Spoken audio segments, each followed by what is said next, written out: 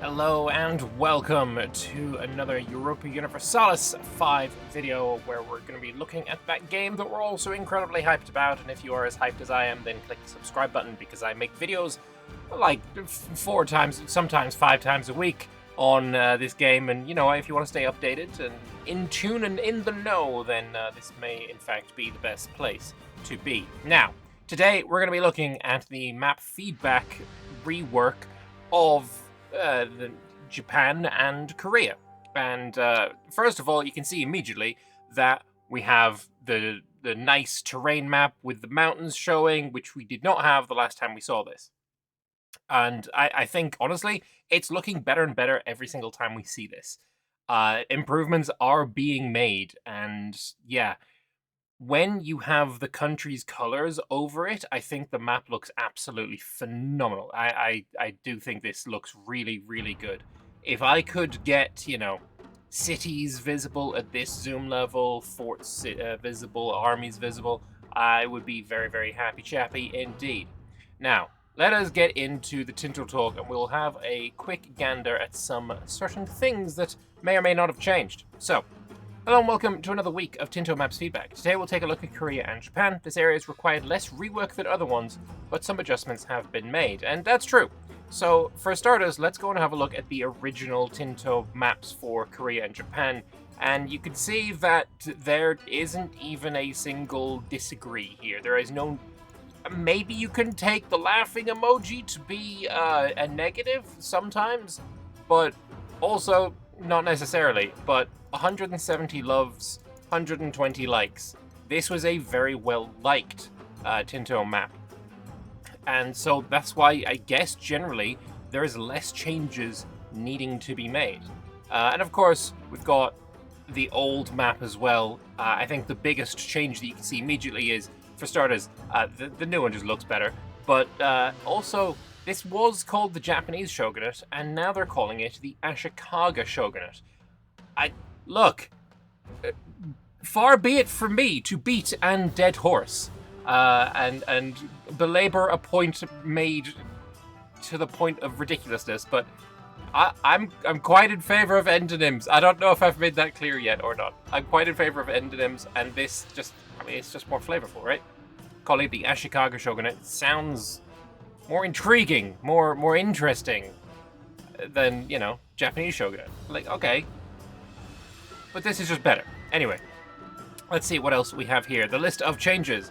There have been 6 new locations added, a new tag, Shenyang, which you can see, not that screenshot here, Shenyang here, north of Korea. We also have a bunch of characters. This really does not, unless this is like characters on your keyboard, maybe that's what this is. Maybe that's what this has been all along, and I just never noticed. Is that what characters means? Like your ohs and ers and such, like that feels... maybe that's what that is. You know what? Let me know in the comment section below. Am I just been wrong this whole time? Anyway, they have renamed Aira to Koabara. They've renamed Jeju to Tamna. Areas and provinces has had a total rework. So we're going to do a comparison between the two when we get down to those. And renamed Tohoku to O. Cultures, Jeju has been renamed as well to Tamna. Changed several raw goods as suggested. We're not going to go do the back and forth on raw goods, other than to show that the design for it, the coloring of it, the UI for it just looks so much better now than it did when we saw this the first time. Total review of terrain and vegetation, including the UI just looks cleaner. It looks more easily readable. Redrew several locations, and minorities have been added. So, countries, again, just, look at it. Obviously, all of these guys are subjects of the Great Yuan. That's why they are being colored here. But of course, you can choose that in your game options if you want to have them not being colored that way. You know, you are free to do so. Not many changes here, only the addition of Shenyang. Cool. I'm happy to see that. If that is historical, then that's historical. I'm not gonna complain about it. I have no information one way or the other. But yeah, cool stuff. Dynasties, Shenyang is of the Wang dynasty, the same as Goryeo. So not many changes there other than that. They are a county rank and they are a monarchy. So empire start for Japan. I'm not sure if that was the case the last time. I'm not going to scroll up and find it, but cool. I'm perfectly happy with that. Monarchies, absolutely. All right, locations. The map just looks better. It just looks better than it used to. This is much more easily readable, much more legible. I think the problem that they had previously was having the kind of darker colors around every location, and it kind of made it a little bit jumbly. It kind of, stained glass style. And it looked all right, but it just wasn't legible at all. But we take a closer look, firstly, at Korea. What I would like to see is on this map, I would like to see rivers. I would like to see rivers on the location map, just so I can see, where they're flowing and all that kind of stuff. I think it would fit here nicely. I know there's a river map, and I know there's a river flow map, but just showing a line would be good enough in location map, in my opinion. But there's your North and your South Koreas. Isn't this the island that they made the game about with the Ghost of Tsushima? This is Tsushima, right? And that's 2 locations. 2 locations on Tsushima, which is crazy. If this one is actually Tsushima and this one is not, and I just got that wrong, there's 2 locations here too, which is crazy. It's a tiny ass island, but yeah, no, 2 locations on each of these islands is wild.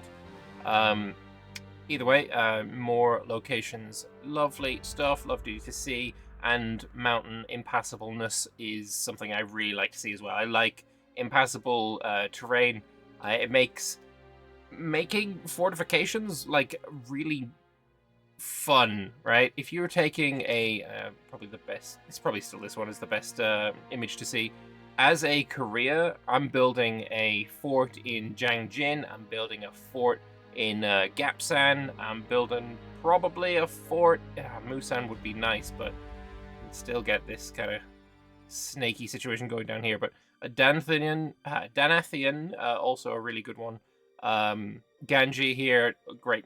Just fortify this area so it makes it very, very difficult for your enemies to do anything. As for Japan, all the islands there, with my beautiful Shimazu down here, so I think they're like in Satsuma or something like that. But I love me some Shimazu, so that's who I'm going to be playing if I'm going to be doing a not Shogun, a Sengoku period, starting as one of the little dudes. I'm brain farting right now. Some impassable mountains in the center of Japan as well. Like, Japan is a very, very mountainous region, so I would probably have expected a little bit more than this. But it's nice to get more mountains in there for sure. And then up in the north as well. Those are your locations. And then Ainu Island. Is it called Ainu Island? It's probably got a different name, but Ainu is the guy that's here, at least in EU4. So, provinces. Now, this is the one where there's been big changes. So we're going to do a side-by-side comparison. So, this is what we currently have. This is the new version. Let's zoom in a little bit. The old version, and first of all, you'll notice instantly the quality difference in visuals is actually kind of striking. God, it looks it looks so bad in comparison. Oh boy. But yeah, these are the changes. I mean, coloring the sea in as contrasty, as vibrant a color as the land was certainly a choice. But now the sea is all various shades of blue. It's great. It's a great choice. One that should have been made a long time ago, but a full rework of provinces here. I mean, Shinano here is I mean, it's still there actually. I'm just kind of looking at the wrong area because it's hard to get the sizes of these maps to be the same. But either way, a bunch of changes. a bunch of changes to provinces. Areas as well is getting a big change, so let us have a look at the areas map mode. Provinces and areas is what has received the most changes. So here is the new areas map mode, and if we go to the old one, it's so hard, it's not legible. Either way, we have Sakaido as its own one, Nankaido as its own one, Ezo as its own one, and then a bunch in the center island. It's roughly the same. I feel like this is what got a change, apparently. I'm gonna have to have somebody tell me what specifically was the big change here. Because I'm not gonna lie, I don't see it. I mean, obviously the name changed to O, but we already went over that. Hokurakudo in the north, like just stretching out up to about there. Yeah, I mean, I'm not gonna lie, I actually can't see much of a change at all. But apparently that's where a lot of the changes came in. Okay then. That kind of thing is just noise to me, though. I like that. It is what it is. Either way, terrain map mode. Apparently, this got some changes as well. A full rework. So let's have a look first at the topography. This is the new one, and again, the biggest thing you're going to notice is holy busy work. It's really difficult to make out any kind of anything. It's just so busy. The sea especially just looks so much nicer. Like, oh my gosh. The hills as well, I much prefer the new one to the old one, both coloring and again this kind of like coloring in the border with a darker color of the thing just didn't work for me, and I'm much happier with this. It's way clearer, it's way more legible. Again, I keep coming back to that word, but it just is. It's way more legible. It's way more easier to see what you're doing and see what the changes are, and see, you know, what kind of terrain you're marching your armies into if you hop into the simple terrain map mode. But yeah, no, that looks good. As for the climate, this is the new one versus the old one, and I mean, I feel like it's mostly the same. Subtropical in the south, subtropical around most of Japan, with continental around the place as well. Yeah, that makes sense. You know, actually, maybe I was focusing on Japan, actually. I'm going to go back to the provinces map mode, and I'm going to look specifically at Korea. Is that maybe the bit that changed? Okay, yeah, I see some changes. Kaesong and Hansong, for example. Much more like horizontal split now instead of this vertical split. And Jeonju and Namwon doing the same thing. Okay, so that's where I was making the mistake. And then a new area added there. Okay, I was focusing too hard on Japan. It was in fact Korea that got the big changes to provinces. As for areas, let's again focus on Korea. This is the new one, and this is the old one. Okay, yeah, no, that's there. Look, if you already wrote a comment saying you didn't look at Korea, the changes are in Korea, Lambert, you moron. Fair enough. You don't need to delete that comment. But just know I got there in the end before you happened to tell me. Just yeah. But yeah, no, okay. I do see a lot of differences now when I'm looking at Korea for sure. And again, I just want to just point out again, busy, so busy, looks ugly, gorgeous, clean, simple, straight to the point, beautiful. Love it, absolutely love it. And then of course we have the Vegetations, and we'll see if we have changes. This is the old version and the new version. I can immediately see this forest has changed to a bit of woodland. There's a little bit more forest in the south here that has changed into woods as well. And then looking at Korea, obviously this is the new one. We've got forest, lots of woods, farmland, and it's changed a bit. It's changed a bit, but still very, very woodlandy.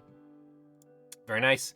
As for development, we can see this is what we have now versus what we had before, and see if I can line them up well enough.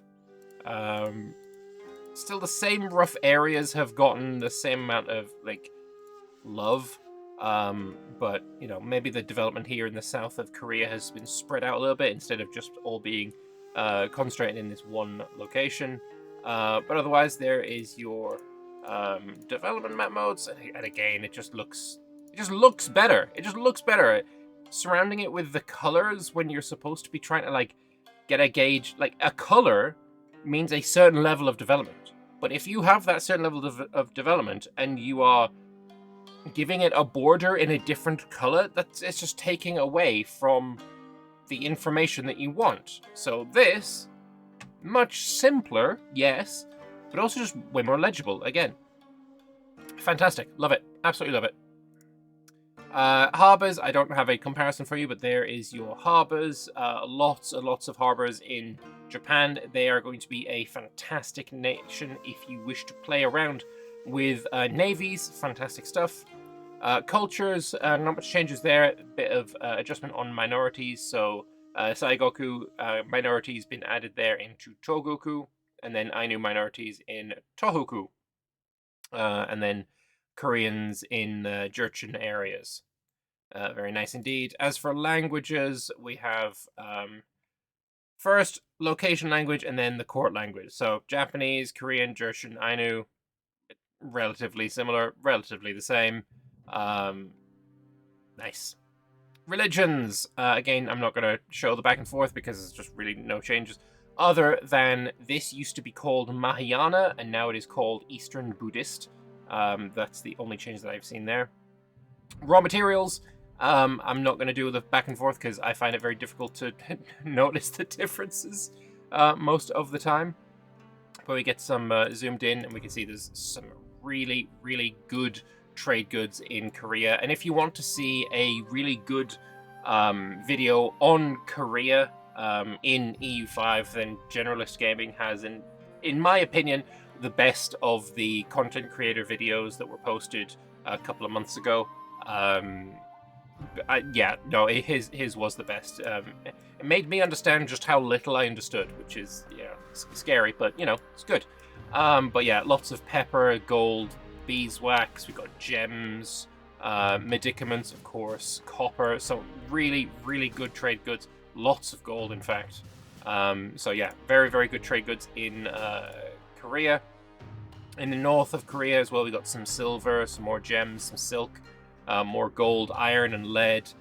Really good trade goods in Korea. So if you want a trade nation, they might in fact be one of the places to go.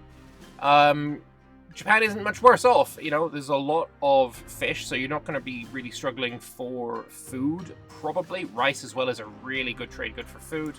But they have their own bits of gold. They have coal. What else we got hanging on around here? Some beeswax, some more gold, copper. Some good trade goods there. Lots of silk as well, gems, more rice, of course, a little bit of fur. Very just a decent spread of like kind of everything you want, everything you need. So when you go and colonize Ainu, these are the trade goods that you get there as well. Lumber for the ships that you're going to be building, as you're a very heavily navally nation. And then onto markets. Kaesong Market, the Izumi Market, and Ak something or other market. Cool. I don't have any problems with any of that. This is, of course, the start of the East Asia week. We have Tinto Flavor for Korea and Manchuria coming tomorrow. On Wednesday, there is Tinto Rocks for the Shinto and the Shogunate. Very much looking forward to that. That's going to be super fun. On Thursday, we're getting a lot of information about the music. That is going to be absolutely fantastic. And then there's a Tinto Flavor for Japan and the situations of the Nambokucho and the Sengoku Jidai. right, before we go though, we have a few developer comments that we can go and read. Ryukyu doesn't have any substantial changes coming to it, but there are 3 tags on Ryukyu. So your 3 mountains achievement is to unify the islands of Ryukyu, naturally. It is also possible to unify the Japanese cultures into one pan-Japanese culture. So that is going to be probably what you're going to aim to do if you are playing in Japan as well. What about the clans, the Northern Southern Court maps, any changes? Nothing much has changed with the clans, but these added an image to the main post, which you can see here, of course. These the clans, there are just so many of them, but again, Shimazu, my beloved, is the only one that matters. I'm sure people will enjoy their Odas and their whatever. Shimazu, first of all, they have the best color. Second of all, they are my beloved. I can't get away from them. Anyway, the basis for the Ainu in northern Honshu is based on the fact that there was constant trade between Honshu and Hokkaido. Also, the Ando Rebellion a few years before the start of the game, suggesting there were some Ainu, at least on the northern tip of Honshu. And then, of course, we'll eventually get a specific post about Buddhism, eventually, that we'll be able to enjoy. But that is it for today. We have a relatively, I'd say relative, it was good. I enjoyed this. I am excited to play in Japan. Maybe not as the Ashikaga Shogunate. One of the, not the shoguns, there's a word for it and I keep forgetting what it is, but one of the little dudes.